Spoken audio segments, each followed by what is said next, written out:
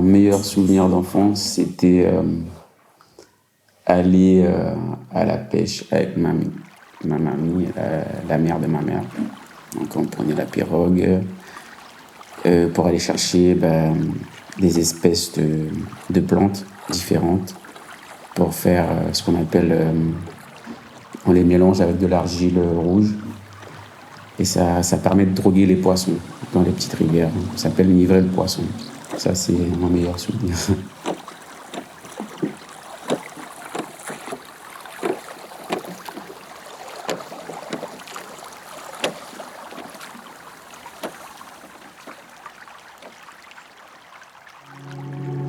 La barrière de la langue, c'est difficile. L'enfermement, c'est difficile.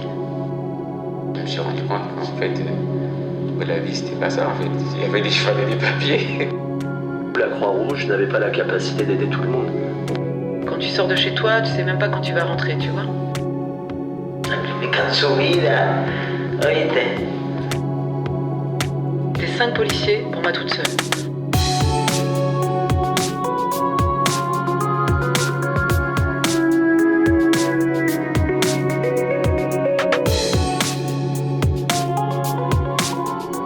On est un peu comme des saïmiris derrière la cage et on entend des bananes. Horizon Migration, un podcast de Camille Doms. Ce qui est le plus ressorti lors des entretiens que j'ai pu avoir avec des personnes sans papier, c'est la question du travail. Souvent, elles déploraient leur interdiction de travailler. Elles voulaient être autonomes, couvrir leurs besoins et ne pas dépendre d'aide. Elles étaient prêtes à prendre beaucoup de boulot, même les plus précaires, même les moins bien rémunérés et même avec des horaires qui ne leur permettent pas de voir leurs enfants. Mais on le leur interdisait. Leur journée était donc animée par leur régularisation. L'école, dans certains cas, ou les proches, dans d'autres. Mais l'ennui restait très présent. Un matin, j'ai rencontré Oscar à la CIMAD. Il venait demander des informations. Après lui avoir répondu, nous avons discuté et je lui ai proposé de raconter son histoire. Je vous laisse avec son témoignage qui illustre parfaitement l'absurdité de la question du travail à laquelle sont confrontées les personnes voulant se régulariser. Mon enfance au Suriname s'est passée au pays Saramacca, c'est-à-dire sur le Suriname Rivers. C'est là où vit la communauté Saramacca du Suriname. Bon, maintenant, ils sont un peu éparpillés partout, mais ils viennent tous de là. Et qu'est-ce que tu voulais faire comme métier quand tu étais petit ? C'est après que je suis arrivé en Guyane que j'ai entendu parler de ce qui était métier. Donc au départ, moi, je voulais être pilote de chasse. Et quand tu avais 2 ans, ton père il est parti en Guyane. Est-ce que tu peux raconter pourquoi il est parti et ce qu'il a fait ici ? Alors, mon père est parti en Guyane au départ pour rejoindre son père et aussi pour trouver du travail ici en Guyane parce que le salaire était un peu plus élevé qu'au Suriname, ce qui est toujours le cas actuellement. Donc au départ, c'était pour le travail. Donc il est venu en Guyane pour du travail parce que justement à cette époque-là, il y avait besoin de beaucoup de main-d'œuvre pour notamment construire tout ce qui était le barrage, la base spatiale, les routes, les infrastructures qu'il y a ici dans la Guyane. Donc il y avait beaucoup de travail et ils avaient besoin de beaucoup de main-d'œuvre. Donc mon père est arrivé à cette époque-là de la Guyane. À 6 ans, tu rejoins ton père en Guyane. Est-ce que tu peux raconter ce dont tu te souviens du trajet et qui était avec toi à chaque moment ? Par où vous êtes passé ? Par quel moyen de transport vous êtes passé ? Alors, très bonne question. Moi, j'étais au pays Saramacca avec ma mamie. Quand un beau jour, il y a un tonton, cousin de ma mère, qui vient me dire « Ouais, bon, ton père, il aimerait que tu le rejoignes en Guyane. » Donc, moi, j'étais super excité, super content et tout. Donc, avec ma mamie, on a préparé toutes mes affaires. Et de là, on a pris la pirogue de mon village, Kambaloa jusqu'à Achoni, qui est la gare fluviale du fleuve Suriname Rivers. Et ensuite, de Achoni, on est parti jusqu'à Paramaribo. Et à Paramaribo, j'étais d'abord chez un autre tonton, un cousin à ma mère, À ce qui paraît, j'étais un enfant terrible. Donc j'étais souvent puni, ça je me souviens de cette étape-là. Et après, genre, je crois que c'est un mois ou deux après, il y a ma belle-mère de l'époque qui est venue me chercher chez mon tonton. Et elle avait 2 fils de mon âge. Donc c'était royal. Ça se passait super bien. J'ai pas regretté de partir chez mon oncle. Et donc de là, après, je suis resté 1 mois et demi chez ma belle-mère. Ensuite, on a pris la voiture. D'abord de Hatchoni à Paramaribo, c'était le camion parce qu'avant la route, c'était de la piste. Donc les voitures être sur une piste, c'est pas trop commode. Donc c'est les gros camions. Tu partais de Hatchoni pour arriver à Paramaribo, si t'avais mis un t-shirt de n'importe quelle couleur, il devenait orange. Même les cheveux, ils devenaient orange. Nous, en tant que noirs marrants, on était plus marrants, mais orange. Et après, de Paramaribo, on a pris la voiture jusqu'à Albina, c'est-à-dire à la frontière avec la Guyane, Saint-Laurent-du-Maroni de l'autre côté. Et de là, on a repris la pirogue de Saint-Laurent de Albina jusqu'à Saint-Laurent. Et de Saint-Laurent, je suis resté chez mon autre oncle, c'est-à-dire le petit frère à mon père. Lui, il aime beaucoup la chasse, la pêche et tout, donc c'était aussi royal. Il habitait en pleine nature. Je me rappelle, le quartier s'appelle Vietnam. Bon, maintenant, c'est la ville. Bon, il l'appelait Vietnam, je sais pas pourquoi, peut-être parce qu'il y avait des Vietnamiens à l'époque, ou ça ressemblait au Vietnam, je sais pas. De là, j'ai repris la voiture pour arriver à Kourou. Ok. Et lors de ton arrivée à Kourou, du coup, tu vis avec ton papa. Est-ce que tu peux expliquer où est-ce que vous êtes logé et est-ce que cette période, elle était cool pour toi? Alors, elle était super cool, cette période, parce que c'est toute ma vie, on va dire. Quand j'ai commencé à être conscient de plus de trucs, c'était au village Saramaka. Donc avant, c'était ghetto, quoi. C'était genre favelas. Mais l'ambiance était cool, très festif, très convivial. Tout le monde se connaît. Je connais tous les parents de tout le monde. Les parents aussi, ils connaissent tous les parents. C'est-à-dire que tu étais surveillé. C'était aussi un peu Big Brother pour nous les enfants. Parce que tu pouvais pas trop faire de bêtises, à part quitter le village pour aller dans la savane ou aller dans les rivières. Parce que c'était quand même dangereux, quoi, de s'aventurer genre à la plage sans savoir nager ou dans les rivières, parce qu'il y a des anguilles électriques. Il peut aussi y avoir des anacondas, ce genre de trucs et tout. Donc c'était quand même tous les parents protègent leurs enfants, quoi. Donc voilà, une super période de ma vie. Et du coup, à ce moment-là, t'es scolarisé. Est-ce que tu peux décrire ton parcours scolaire? Vu que je suis arrivé du Suriname, j'ai pas été scolarisé tout de suite. Je crois que j'ai été à l'école, j'avais 8 ans ou 9 ans quand j'étais à l'école. Mais avant d'aller à l'école, je suis passé par le secours catholique qui donnait les cours de base, quoi. C'est-à-dire relier 2 syllabes, que 2 lettres, ça pouvait faire un tel et tel son. Donc apprendre l'alphabet, un peu les mathématiques. Et tu faisais ça genre 1 an ou 3 mois, ça dépendait comment tu pouvais évoluer, quoi, en fait. Et moi, ça m'a pris, je crois, 1 an ou 6 mois, un truc comme ça. Et après, l'année d'après, j'étais à l'école Maximien Sabat, à Kourou. Et du coup, après, tu fais ton collège et ton lycée à Kourou? Non, j'ai fait... quand j'ai intégré l'école, d'abord, j'ai fait ce qu'on appelle une... ça change de nom tous les ans. Je crois que c'est une classe d'adaptation. Une PE2A? Ouais, je sais pas comment ça... Avant, ça s'appelait CLIS ou CLIN, je sais plus. Voilà. Et donc, j'avais un jour en CLIS, puis un autre jour en classe normale. Je crois que j'ai fait ça pendant 1 an, le temps de bien apprendre à parler français et tout. Et après, ça s'est écoulé normalement. Bon, j'ai été en CLIS jusqu'en CM2. Au collège, j'ai été aussi dans une classe d'alphabétisation parce que j'avais pas le niveau.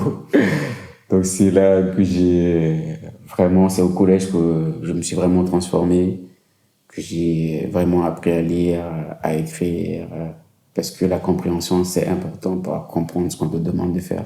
C'est pas forcément que t'es bête. Si tu comprends pas, tu peux pas exécuter. Donc, j'avais des difficultés. Et après, au collège, j'ai travaillé. J'ai lu des livres, j'ai participé au club théâtre de mon collège, ce qui m'a permis d'améliorer ma diction. J'étais très timide, ça m'a permis aussi de m'ouvrir, de devenir un peu plus sociable avec les gens. Donc voilà. Après, mon lycée, je l'ai fait sur Cayenne. Voilà. Jean-Marie Michotte ici, en face du jardin botanique. Et du coup, après ton bac, tu avais fait plusieurs vœux. Est-ce que tu peux nous dire quels vœux tu avais fait et où tu es allé finalement? Alors, après mon bac, j'ai fait 4 vœux. Mon premier vœu, c'était pour le UT de Kourou, parce qu'il est quand même 5e de France. Donc ça m'aurait ouvert plein de portes. Mais bon, c'était sur dossier, donc j'ai pas été pris. Mon second choix, c'était l'école d'infirmier ici à Cayenne. Et mon troisième choix, c'était un BTS en génie civil à Aix-en-Provence. Et mon quatrième choix, c'était un BTS Elvotec à Cahors, au lycée Gaston Monnerville. Et du coup, c'est là que t'es allé? Et du coup, j'ai été pris que dans 2. Et finalement, j'ai été pris à l'école d'infirmier et au BTS de Cahors. Mais comme je voulais de l'aventure, je suis parti à Cahors. Et du coup, ta première année d'étudiant à Cahors, est-ce que tu peux décrire comment ça s'est passé, l'adaptation, le climat, tout ça? Le climat, ça m'a fait un choc. Bon, je suis arrivé en été, donc ça allait, il y avait des arbres, les arbres avaient des feuilles et tout. Les gens étaient très conviviables, mais quand l'hiver est arrivé, c'est là où il y a eu un gros choc. C'est les arbres, plus d'arbres, plus de feuilles. Les gens, un peu plus se renfermer sur eux. À 19, 18 heures, des fois c'est 17 heures, il fait nuit.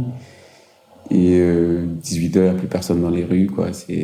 C'était un gros choc. Choc thermique, choc culturel, choqué, quoi. Dépression.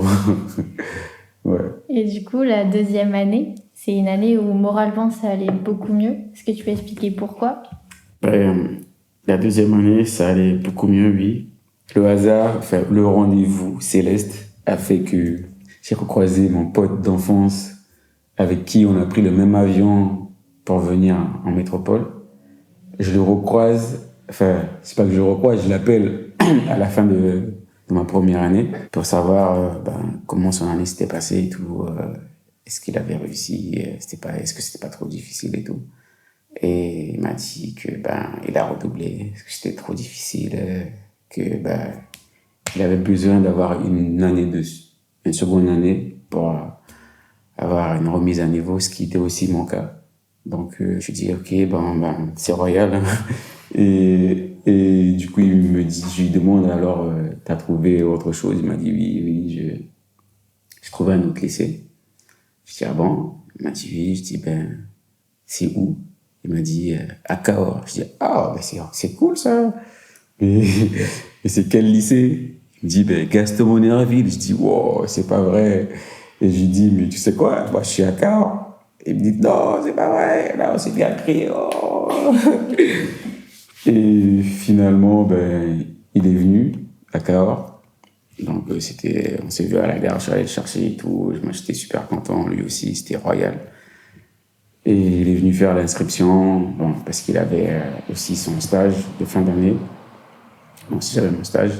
Donc il a fait son inscription, après il est reparti. Et moi j'ai trouvé un appartement en 3 jours, ce qui a été royal. Il était super content aussi. Après c'était le feu, quoi. C'était, voilà. Ma vie là avait vraiment changé. Il fallait quelqu'un avec qui je pouvais m'épanouir. Bon, après, c'était pas que les gens là-bas sont pas bien, tu vois, mais on n'a pas le même délire, c'est pas la même façon de penser.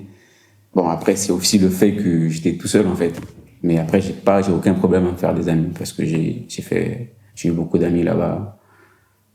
On est toujours en contact, d'ailleurs, jusqu'à maintenant. Bon, ça fait 1 an et demi que je suis rentré, mais le fait d'avoir quelqu'un du pays, tout avec toi, de faire les galères ensemble et tout, tu vois, c'est un peu plus encourageant, quoi.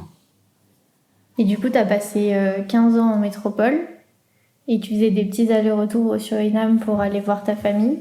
Ouais. Pourquoi est-ce qu'au final, tu as décidé de rentrer à Cayenne? Alors, j'ai toujours essayé de garder le lien.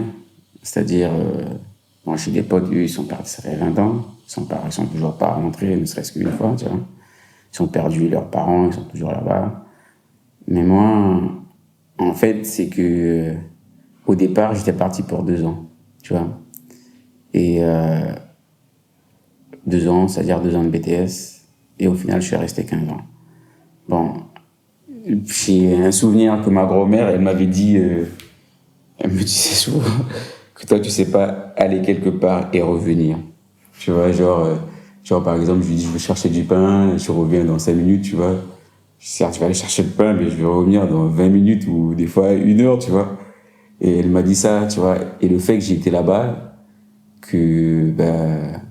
quand les 2 ans sont passés, je suis revenu au bout de 1 an, mais après les 2 ans de BTS sont passés, 3e année de BTS, elle est décédée, tu vois. Et j'étais toujours pas revenu, quoi. J'avais ce pincement-là au cœur, mais il y a aussi le fait que je suis l'aîné de ma famille.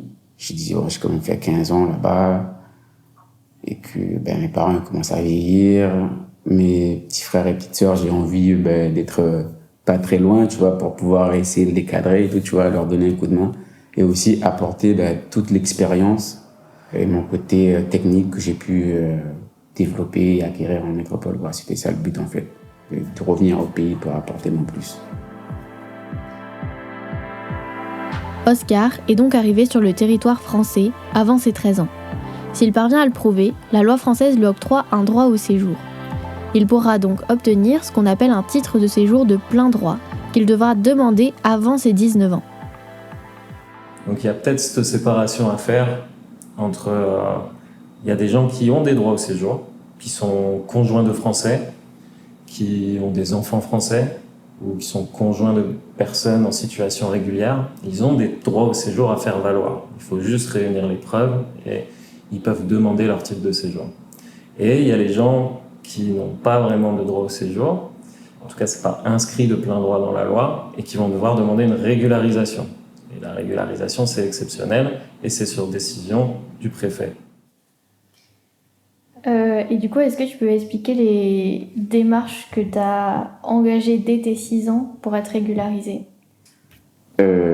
Alors, j'ai fait ma scolarité normale jusqu'au collège. C'est-à-dire au collège, il fallait passer le brevet. C'est là que je me suis rendu compte qu'en fait, la vie, c'était pas ça, en fait. Il fallait des papiers. Donc, c'est au collège, en 3e, que j'ai fait mon premier passeport. C'était super galère. Parce que, à l'époque, il n'y avait pas encore le consulat à Cayenne. Donc, pour faire quoi que ce soit, il fallait aller apparemment à Ebo. Donc, j'ai dû bosser l'été, une partie payée pour pouvoir avoir des sous. Aller au Suriname, faire tous les papiers, ensuite revenir à la préfecture, ici à Cayenne. Mais ce qui m'a aidé, c'est que je faisais partie du club de rugby de Kourou, le RCK. Et on avait tout gagné ici en Guyane. Donc les 2 entraîneurs qu'on avait, ils étaient super contents de nous. Donc ils ont contacté les clubs, leurs clubs respectifs dans leur région, la métropole. Et ils ont organisé un voyage pour nous. Et c'est ça qui a boosté le fait que j'ai eu mon premier titre de séjour de 1 an. En fait, c'était un récépissé au départ de 3 mois. Que bon, j'ai pu partir avec. Après, au lycée, c'est au lycée que j'ai commencé à faire les démarches pour avoir mes papiers que j'ai eu 1 an. Après, ensuite, c'était 1 an. L'histoire d'Oscar m'a rappelé celle d'une femme que j'ai rencontrée lors de ma première permanence. Elle me racontait être arrivée à 15 ans en France. Elle a fait tout son lycée ici, en Guyane. Elle rêvait d'être infirmière. Malheureusement, elle a dû y renoncer car pour passer les concours d'entrée, elle aurait dû présenter des papiers qu'elle n'avait pas. Alors elle s'est tournée vers un BTS en analyse biomédicale. Lorsque nous nous sommes rencontrés, elle finissait ses 2 ans de cursus par un stage qui lui plaisait beaucoup. On lui a proposé un poste à l'hôpital où elle était stagiaire. Malheureusement, pour l'accepter, elle a besoin de papiers et du droit de travailler. Elle se lançait donc dans une procédure de régularisation, dans l'espoir de pouvoir accepter ce travail. Ainsi, en France, 1 emploi sur 5 est fermé aux personnes non ressortissantes de l'Union européenne. Les causes sont diverses, les concours d'accès qui nécessitent des papiers français, des professions comme notaire ou buraliste qui leur sont carrément interdites et j'en passe. Il y a un truc impressionnant, c'est que sur les titres de séjour que tu as, en Guyane ici, dessus, c'est écrit « autorise le travail en Guyane ». C'est-à-dire que si tu pars en métropole avec, tu ne peux pas travailler. Tu es obligé de faire un changement pour que tu puisses travailler en métropole. C'est pour ça que du coup, tu as demandé un titre de séjour en métropole. Voilà. Quand je suis arrivé en métropole, mon titre de séjour, enfin moi j'étais étudiant, mais avec mon titre de séjour, ils l'ont changé. Enfin, j'avais un titre de séjour vie privée et familiale ici en Guyane, mais quand je suis arrivé en métropole, on m'a donné un titre de séjour étudiant. Ça veut dire que je pouvais faire que des études. Et ça pendant presque 8 ans. J'avais ça. Et bon, j'ai travaillé, j'ai fait des formations, mais je pouvais travailler en métropole. Ce que j'avais, c'était autoriser son titulaire à travailler à titre accessoire. Donc je travaillais que pendant les vacances. Le reste du temps, je faisais des études ou des formations. Ainsi, Oscar a étudié en France toute sa vie. Le contribuable a pris en charge son enseignement. Pourtant, on ne lui accorde pas le droit de travailler à plein temps pendant les 5 ans qui précèdent ses études.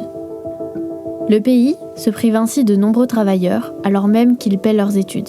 Notons d'ailleurs que la proportion des personnes diplômées est plus importante parmi les personnes étrangères en France qu'au sein de la population française dans son ensemble.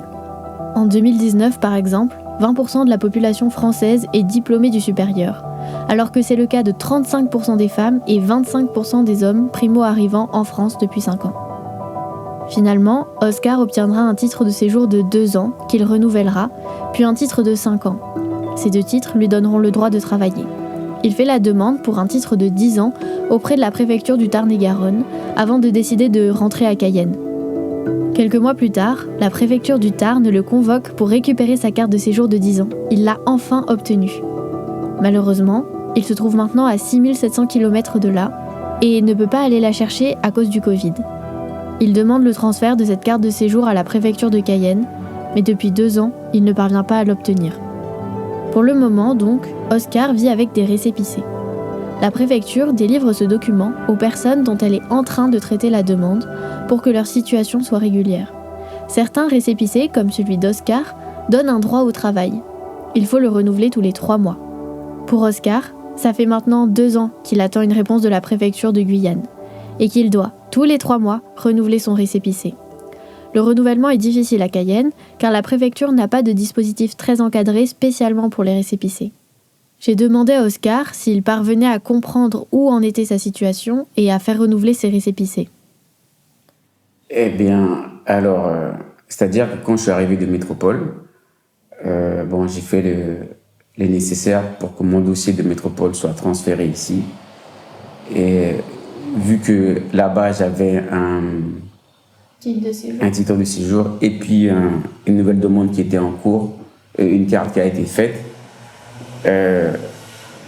normalement, vu que j'ai fait la démarche nécessaire, j'aurais dû être contacté parce que ils me disent à chaque fois que je vais là-bas, j'arrive pas à avoir quelqu'un parce que j'ai un récépissé qui me délivre et qui me disent votre dossier, en gros, si je comprends bien, c'est que mon titre de séjour n'est pas encore prêt parce qu'il me délivre que des récépissés, j'ai pas d'autres réponses.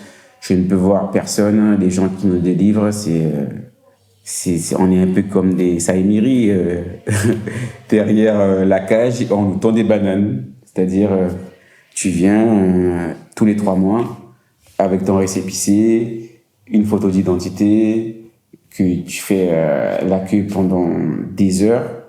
Ça peut arriver que des fois, tu retournes chez toi. Et c'est ouvert lundi, mardi et le jeudi. Mais des fois, c'est tellement overbooké que tu passes pas, quoi, en fait. Donc, tu es obligé de revenir soit la semaine prochaine. Et ce qui fait que tu perds des semaines de travail, sachant qu'il faut payer le loyer, l'électricité, l'eau, manger, se restaurer et tout. Et on est quand même en Guyane, en Guyane, la vie elle est chère, quoi. Le loyer, c'est pas tout. Être reçu à la préfecture est compliqué. Il faut faire la queue très tôt, plusieurs heures avant l'ouverture pour espérer entrer. Pour donner une idée, la préfecture ouvre à 8h et il est fréquent de voir des personnes devant la préfecture dès 5h du matin. La difficulté est telle que certains paient pour une place dans cette longue file d'attente.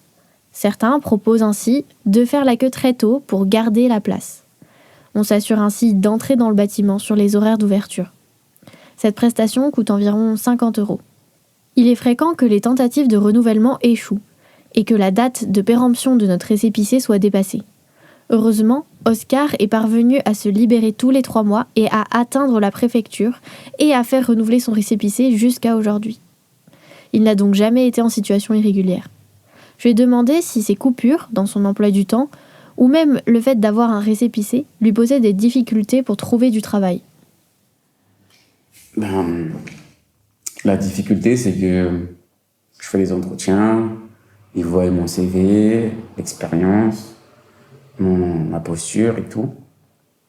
Ils sont d'accord pour me prendre, mais bon, après, je leur dis ce qui va pas aussi, quoi. C'est-à-dire que on trouve un accord, mais bon, moi, j'ai ça comme problème. C'est-à-dire, depuis que je suis là, j'ai des papiers qui me permettent pas de pouvoir signer, par exemple, un CDI, parce qu'au niveau administrativement, ça ne passe pas, en fait. Pour que ça puisse passer, il aurait fallu que j'ai au moins un titre de 1 an ou 2 ans pour pouvoir signer un CDI. Et pour moi, ça pose problème parce que, notamment là, j'ai travaillé 1 an chez Cogit, 1 an avec des titres de renouvelés tous les 3 mois. J'ai eu 2 contrats, 2 CDD de 6 mois qui n'ont pas pu aboutir. J'ai les preuves, hein, j'ai des mails de ma boîte intérim et tout que j'ai moi-même envoyé à la préfecture. J'ai pas eu de retour. Même là, le dernier entretien que j'ai passé, c'était il y a 1 semaine. Et si j'avais mes papiers, là, normalement, à cette date-là, aujourd'hui, le 29 juin, là, je devais être en métropole à Marseille pour une formation de 1 mois. Et puis attaquer à la fin du mois, quoi. Donc c'est très, très pénalisant. Est-ce que tu as envie de rajouter quelque chose ?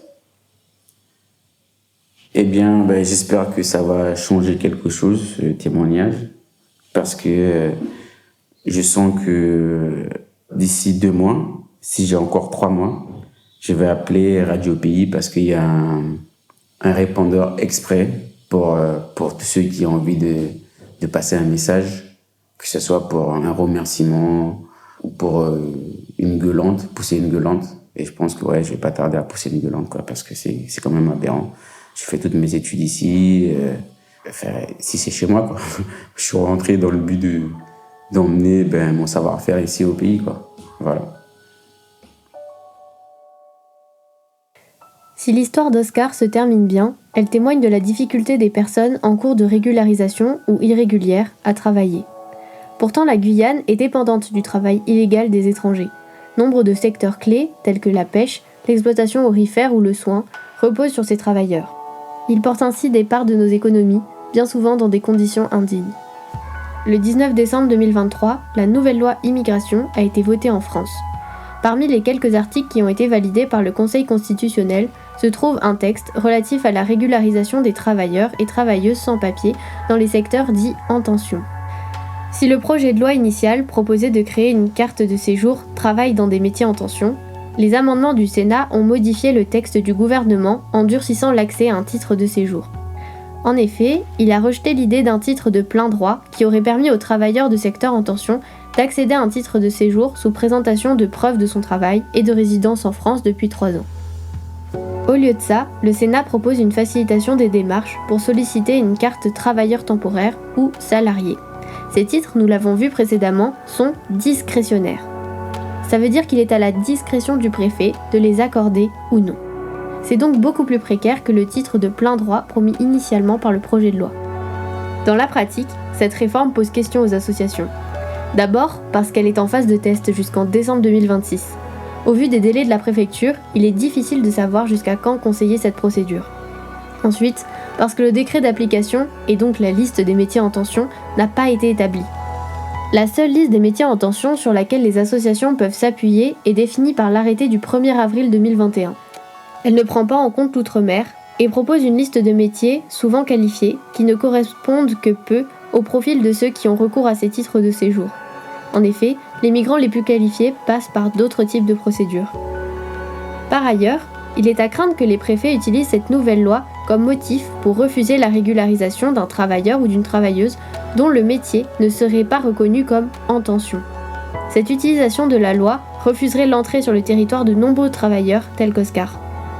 Si finalement, une liste de métiers en tension comprenant les métiers du BTP, de l'hôtellerie ou de la restauration par exemple, serait éditée, les associations et syndicats critiquent cette réforme car elle pousse les étrangers à accepter des travaux précaires afin de régulariser leur situation plus efficacement.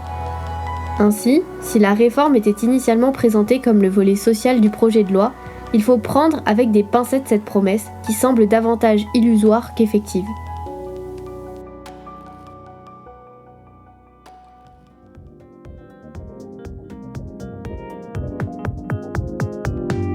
Je voudrais remercier Oscar pour son témoignage et l'équipe de la CIMAD pour ses explications et relectures. Le montage de cet épisode a été réalisé par Pierre-Éloi Fresneau avec des musiques de Morgane Alibert.